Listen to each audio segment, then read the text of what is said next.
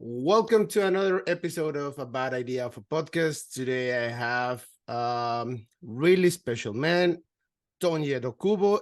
He is the coordinator of the American football program at the British Universities and College of Sports in the UK. Tonye, how you doing, man? Very well, thank you, Juan. Thank you very much for having me on. Excited to be here. So yeah, thank you very Nice. much. We're glad to have you here, man. First of all, I mean, you're the coordinator of at BUCS, the British University and College of Sports. But for those who doesn't know about it, just can you explain a little bit what it is and what they do? Yeah, so I don't know. I think I'll be shot off the roof for saying this, but I think the best way to describe it is box is sort of the British equivalent of the NCAA. Okay. So amongst other things, we're the competition provider for the HE sector within the UK, or yeah, within the UK. Effectively, we deliver 55 sports to about 161, 166, sorry, institutions. So that's what we do. Obviously, as you said, I am responsible for American football. So I'm one of the lucky few who focuses solely on one sport, and I'm sort of responsible for the delivery of that sport. But as I said, we're effectively the equivalent of the NCAA. Okay. What do you consider to be the strengths of BUCS? Um, I think for us, our sort of key strength is inclusivity. So when it comes down to it, what we really care about is sort of the student experience and providing sports for students. Um, we don't necessarily turn anyone down. We try and be as inclusive and as open as possible. We want as much participation as possible.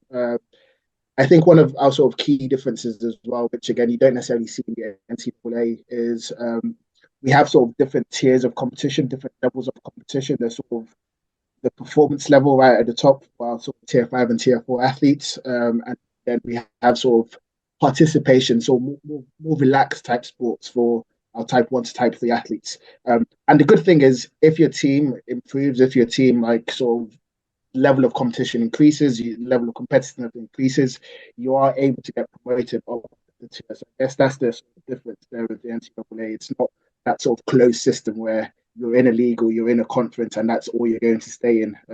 There's that ability to sort of move up and down the pyramid, which is the great thing about box, I feel. Nice. And what do you think is going to be like the most challenging part for BUCS and for the American football in the UK so far? Um, I think the one major thing for me that sticks out to me is the cost of American football. Yes. When I say American football, I'm talking about the tackle, the contact Yeah. version of it. It's the cost that's associated with it. The NGB for American football within the UK BAFA, they don't necessarily receive funding from UK sports or sort of the wider sports federations within the UK. Okay. So all funding for American football in the UK comes from people who play it, which to a certain extent can be limiting. Mm-hmm. As you're fully aware, buying pads, being able to travel a squad of 50 plus players from one part of the UK to another part of the UK to play a game, it costs an incredible amount of money. And not all institutions are able to keep up with those rising costs. I don't know how things are in Berlin, but over here there is a real sort of cost of living crisis over here. So again, with those sort of shrinking budgets, it's really difficult to justify having sort of full American football squads. It's really sort of difficult to make that argument within your SUs and athletic unions within the UK. So that is sort of the major issue when it comes to sort of, like I said, the contact version of the game. But obviously there is an alternative, flag football, which is Yes. the fastest growing discipline of the game and something we're really sort of excited about, and an area that's really truly untapped. So like I said, there is light at the end of the tunnel, thankfully.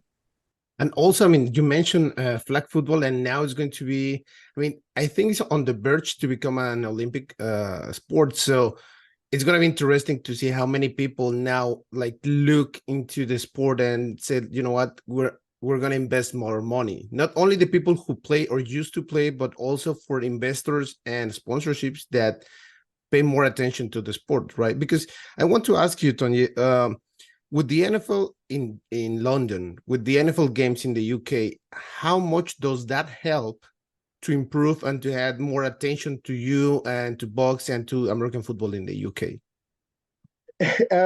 it's a conversation that so I've been part of the American football community in the UK for about 8 years now.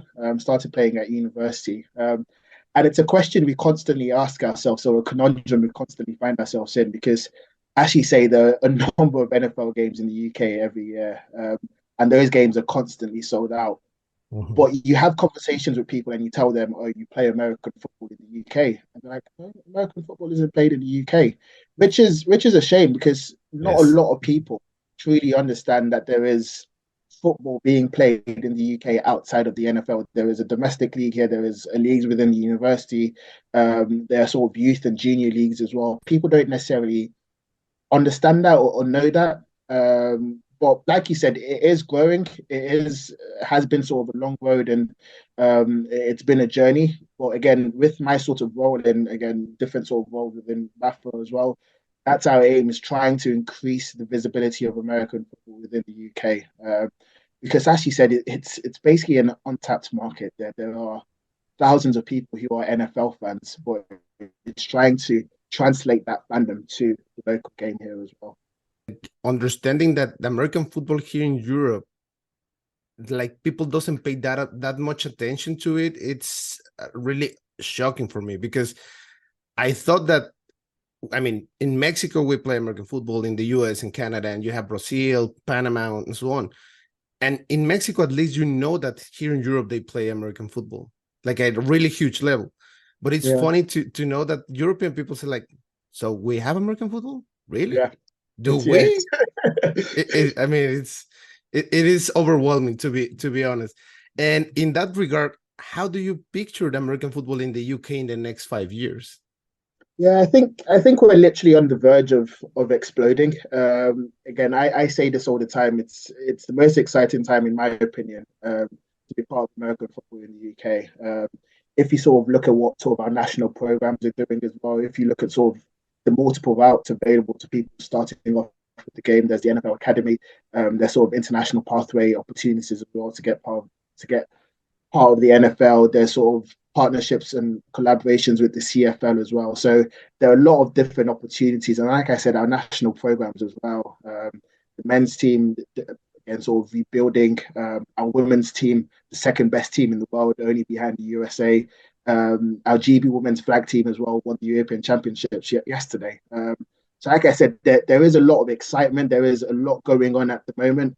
And as you said, with that potential of flag becoming part of an Olympic sport in 2028 as well. I honestly think we're literally about to turn the corner and absolutely just explode over here in the UK as well. I think as well the work BAFA are doing as well, again with the limited resources they have, Yes. based on the fact that they have no external funding, the work they're doing as well to position themselves to be in a position to really sort of steer that going forward as well. Again, they sort of funded my role within the HE sector as well, again to try and put the sport within the HE sector space as well. So, like I said, it's a very exciting and very interesting time, and yeah, want to be really sort of excited about going. And Tonye, what do you think about, like, as a football community, what we can do to help the development of the American football here in Europe? I mean, not only in UK or not only in Germany, but in general in Europe. I think first thing is sort of sharing of best practices. Like if you look across Europe, there are a lot of leagues who have had sort of established seasons and sort of they have that established names amongst themselves. So again, sort of cross-border collaboration and sharing of those best practices. Again, just continuing to sort of grow like the popularity of the game. So constantly talking about it, doing whatever we can to sort of push the sport out there to the locals. So I think the one thing you sort of look within the UK is there is a very sort of engaged community for American football, who are really sort of passionate about the sport and have a lot of opinions. But sort of outside of that, uh, that's sort of my issue. And I think a lot of our focus has been focused on those people who are already fans of the British game. So it's what can we do to entice people who aren't already fans to sort of bring them on board. So um, yeah, I think it's that. It's just sort of growing the profile. I think that's what we can sort of do. And because on my head, I was thinking about, like, what if the UK has an ELF team? But probably Yeah. you already have this conversation, and probably a lot of people asking you about this because the people who remember the NFL Europe days, we know that they have the London Monarchs and they have the Scottish Claymore. So the UK used to have professional football. So do you think like in the near future will be like some door that could be open for have a team in UK with the ELF? Yeah, I think everyone's hoping that that happens. Again, these are sort of decisions which I have no sort of play in or Yeah, say in, and way above my head. But I think I've heard rumors that sort of certain teams have been sort of looking into the feasibility of it. Um, I guess it's a thing that's going to come down to money and sort of getting the sponsors on board to potentially do that. But like I yeah, said, it's something that we're all hoping for.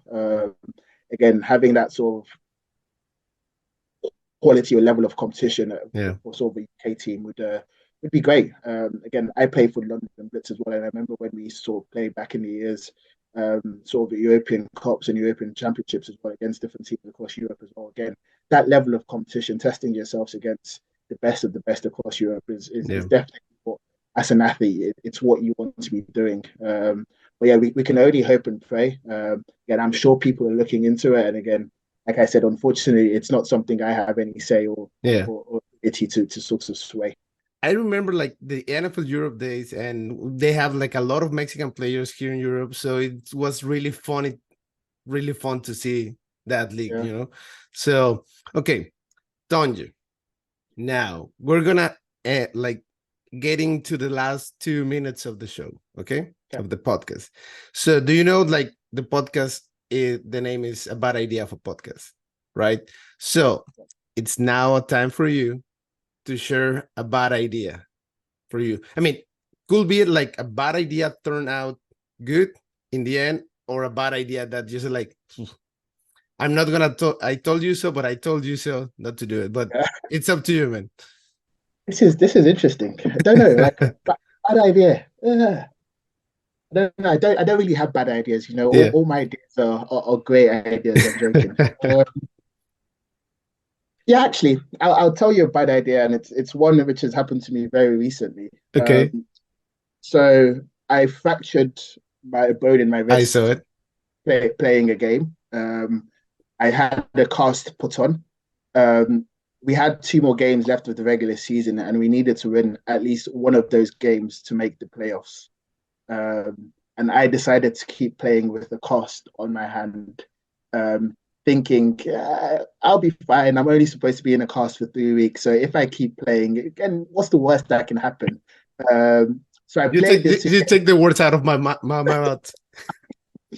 I played those two games. Unfortunately, we lost both games, and I made my injury worse, and ended up missing the GB men's game against France, the home game, Oh, because I okay. decided, yeah. That's actually a bad idea. I mean, Well, because because if you say seemed like, like a you know good what? time.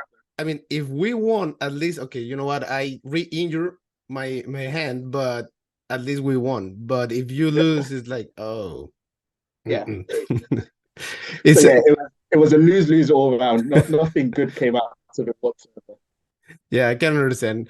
I think there's a lot of people that can relate because I mean, people who play American football or any sports in a competitive level, if you have any injury, you say, you know what?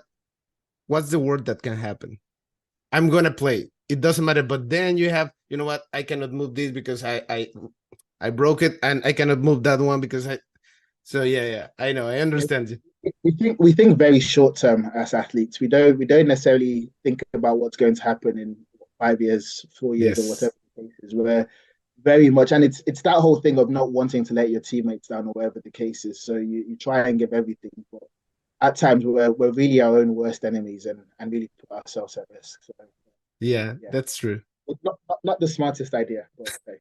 We live and we learn. Yeah, for sure, for sure. Everything's trial and error. So it's as you said, like we live, we learn. Okay, Tonje, so I appreciate your time. Really, I have a really good time. Now everyone knows more about the British universities and college sports. Now we know more about the UK and how American football is played, live, and the things that they need to do in order to get better. right? In the UK, I hope that you get all the help and all the support that you need and all the BUCS need, and wish you all the best, man. Thank you very much, Juan. I really enjoyed this. Thank you for having me on.